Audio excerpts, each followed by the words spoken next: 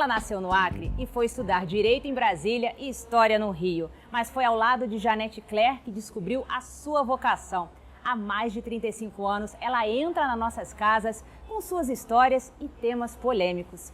A nossa entrevista de hoje é com a autora Glória Pérez. Glória, você nasceu no Acre, mas foi para Brasília estudar Direito. Por que escolheu Direito? Eu não escolhi Direito. Na verdade, o meu pai era advogado e tinha aquele fascínio que um filho seguisse Direito. Mas também não foi por isso, é porque na época Brasília não tinha a faculdade que eu queria fazer, que era História. Então, eu fiz Direito, mas não completei o curso. Eu fiz 3 anos de Direito e aí, quando chegou 68, aquela invasão da universidade me deu um bom motivo para não querer mais voltar lá. Vim para o Rio e aqui no Rio, sim, eu fiz História, que era o que eu quis fazer sempre. Mas você também não seguiu a História e foi trabalhar com a Janete Cler. Como é que foi esse encontro? Eram 2 coisas que eu sempre quis fazer. Eu sempre quis estudar História e sempre quis escrever, né? Então, houve um momento em que eu pude escolher. E aí eu escolhi pela carreira de escritora, mas tudo o que eu aprendi de História, todo esse curso foi fundamental. Eu acho que tem sido fundamental para a minha carreira, porque ele te dá uma maneira de enxergar a realidade, de enxergar as coisas, uma noção de tempo, uma noção de pessoas no tempo completamente diferente.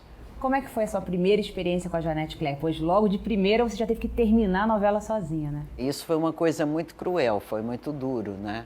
A minha experiência com a Janete sempre escreveu sozinha, como naquela época os autores escreviam sozinhos. Ainda não tinha essa coisa que é mais moderna de equipes. Então a Janete sempre tinha escrito sozinha, mas ela estava doente, por causa disso ela queria um colaborador. Aceitou um colaborador. E eu fiquei sabendo, por acaso, num almoço, que ela estava recusando todos os que a Globo mandava. E eu, naquela época, vivia aquele momento de ter um script e que eu andava com ele embaixo do braço e ninguém queria ler. E eu pedi para a pessoa, que era a nora dela, que estava lá naquele almoço, se ela podia levar o meu script para a Janete. Ela levou e ela me aprovou. Quis me conhecer e nós começamos a fazer a novela.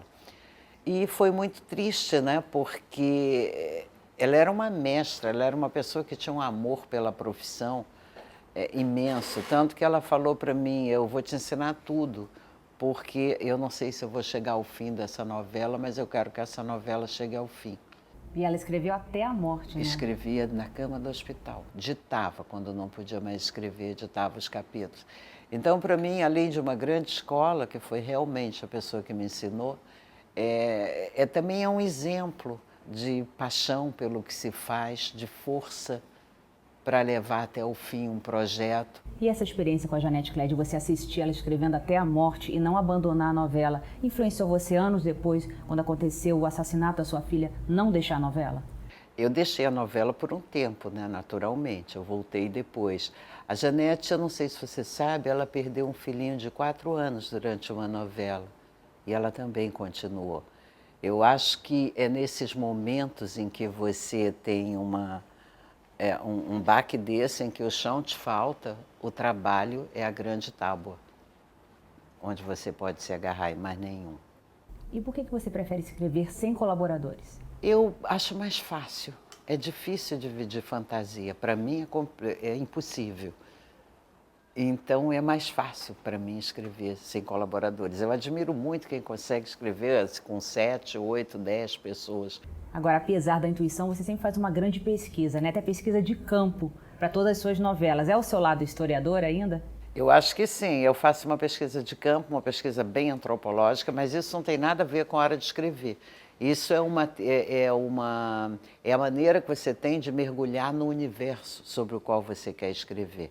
Uma vez feito o mergulho, aí sim, entra a parte intuitiva, entra a tua capacidade artística. Você vai em busca de personagens, de sensações. O que você busca nessas pesquisas? E como é o seu método? Não, eu busco, por exemplo, vou te dar exemplos práticos, que é mais fácil. Por exemplo, eu falei sobre esquizofrenia, né? E eu não fui perguntar para os médicos, eu não quis a visão do médico, eu quero a visão do esquizofrênico.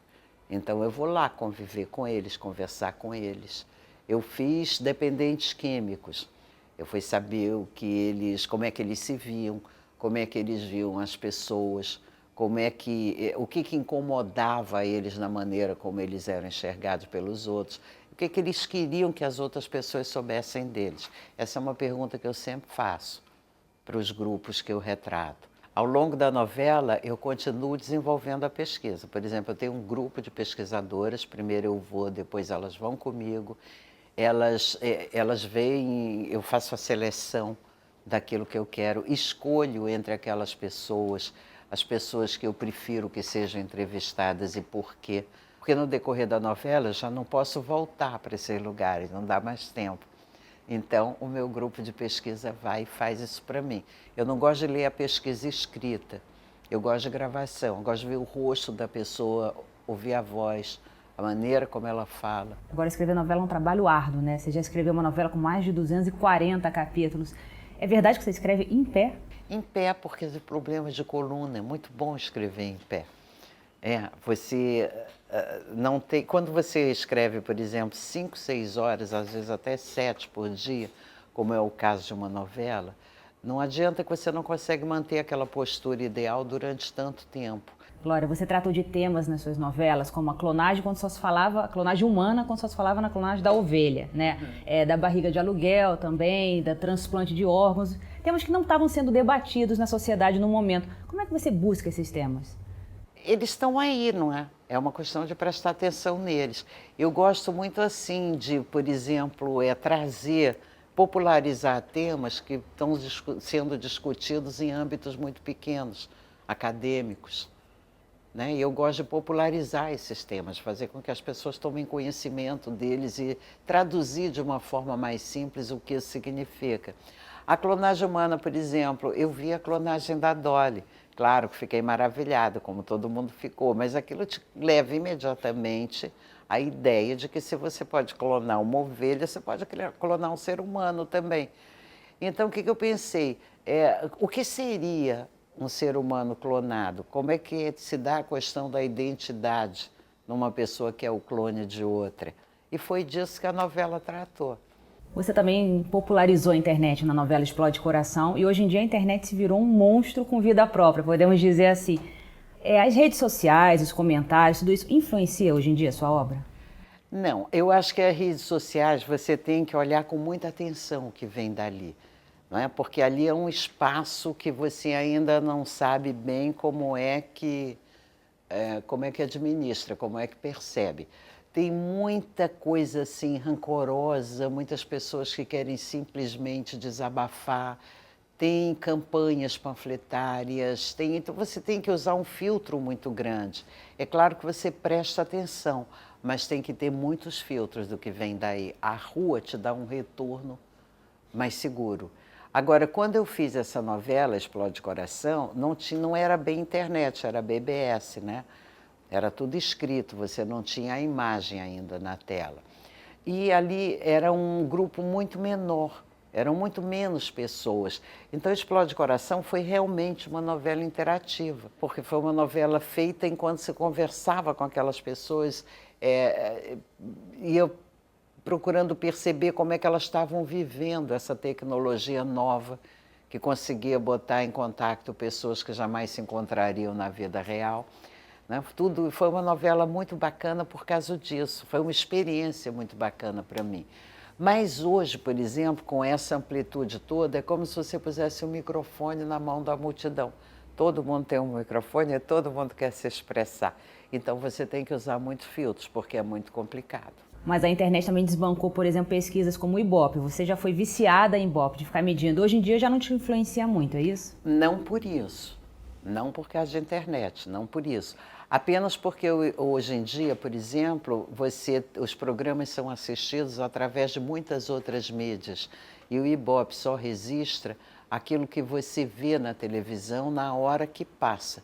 Se você deixar gravando na sua televisão, ele não computa. Se você assistir no seu tablet, ele não computa. Então já não é uma medida real de audiência. Por isso é que eu acho que hoje em dia a medida melhor que você tem, até que isso seja sanado, porque vai ser, evidentemente, daqui a pouco tudo isso vai começar a ser medido, é a repercussão. Isso você sente nas ruas.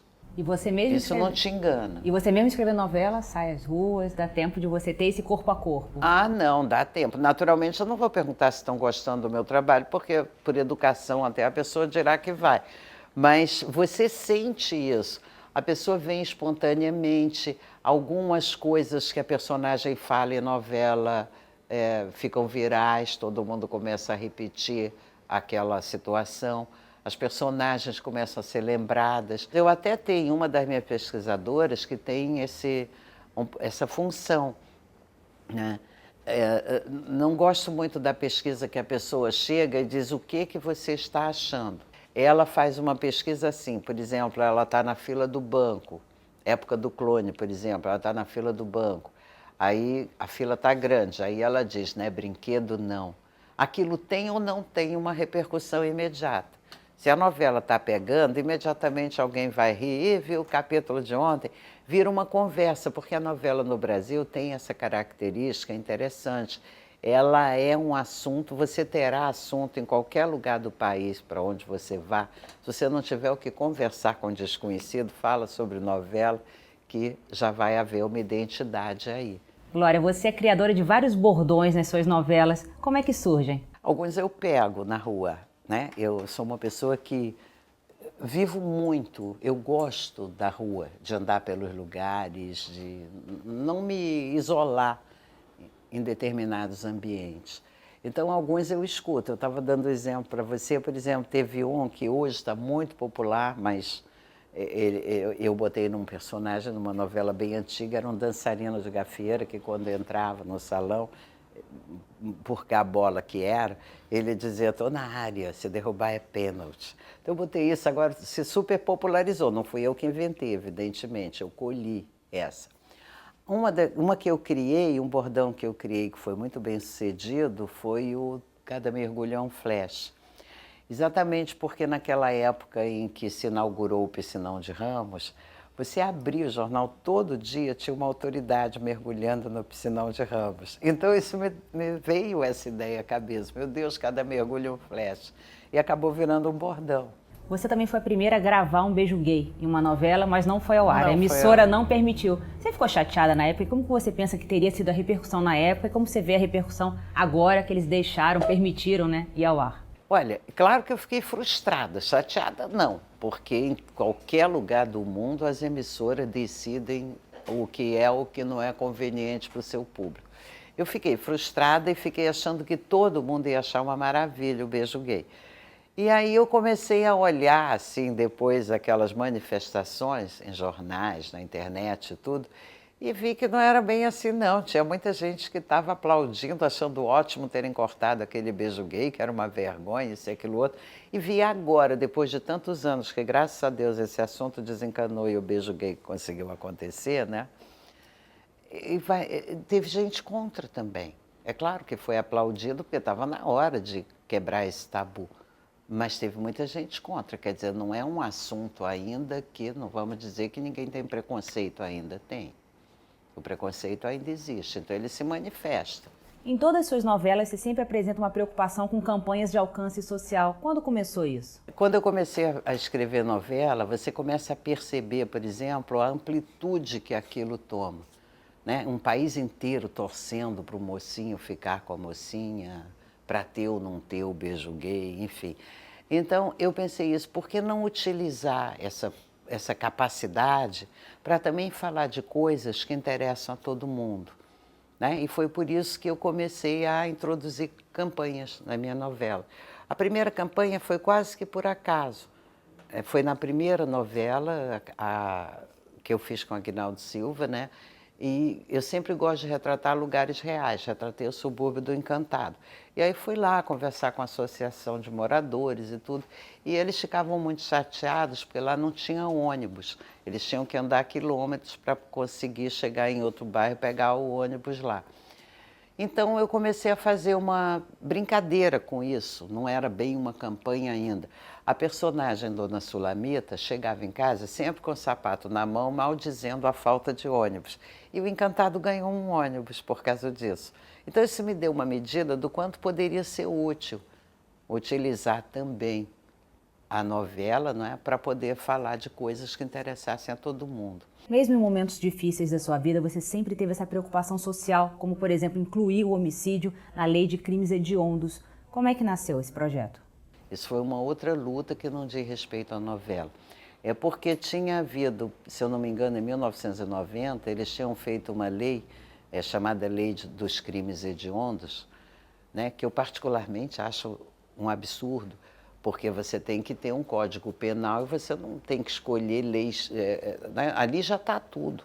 Você não tem que, na verdade, o que era a lei dos crimes hediondos? Era uma lista de crimes que deviam ser levados a sério e onde a pessoa teria uma punição maior, teria uma prisão, uma coisa assim.